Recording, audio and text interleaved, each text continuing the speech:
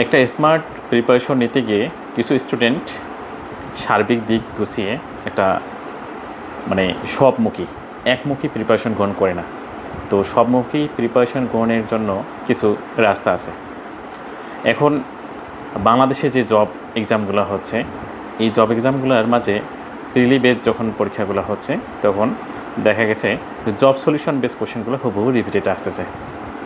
তো এই job solution যদি কেউ প্রিপারেশন গ্রহণ করেন, তার বিসিএস থেকে শুরু করে বাংলাদেশের 20তম গ্রেড পর্যন্ত যত সরকারি চাকরি আছে, সেই সমস্ত চাকরির পরীক্ষায় সে কোয়ালিফাইড হতে পারে, যদি সে প্রিপারেশনটা গোছালোভাবে নিতে পারে। সো যারা অতি সম্প্রতি সমাজসেবার যে রিসার্কুলার আসছে এবং অন্যান্য দপ্তরে যে সার্কুলারগুলো আছে, সেই সমস্ত সার্কুলারে অ্যাটেন্ড করতে চাচ্ছেন, পরীক্ষায় অংশগ্রহণ করতে চাচ্ছেন, তারা নিম্নে কয়েকটি কাজ করতে পারেন। সেটা 10 থেকে 50তম বিসিএস প্রশ্ন ব্যাংক, সমাজ কল্যাণ মন্ত্রণালয়ের হচ্ছে গৃহীত বিভিন্ন চাকরির পরীক্ষার বিগত প্রশ্ন, পিএসসি নন ক্যাডার জবের হচ্ছে বিভিন্ন প্রশ্ন, এবং রিসেন্ট যে জব সলিউশনগুলো আছে, রিসেন্ট জবের কোশ্চেনগুলো আছে, এই সমস্ত কোশ্চেনগুলো প্রপারলি শেষ করে নিতে পারেন। তো এই কাজগুলো যদি হচ্ছে আপনি প্রপারলি শেষ করতে পারেন, তাহলে হচ্ছে আপনার একটা প্রিপারেশন অনেক গোছালো হবে। এই গোছালোটা দিয়ে হচ্ছে যে কোনো জবের পরীক্ষায় আপনি উতরে যাবেন, মানে হচ্ছে পাশ করে যাবেন। তো পাশ করে যাওয়ার ক্ষেত্রে এই মুহূর্তে হচ্ছে আপনি নিজেকে সাজিয়ে নেন কত দিনের মাঝে এই পরীক্ষা মানে বইগুলো শেষ করতে পারবেন।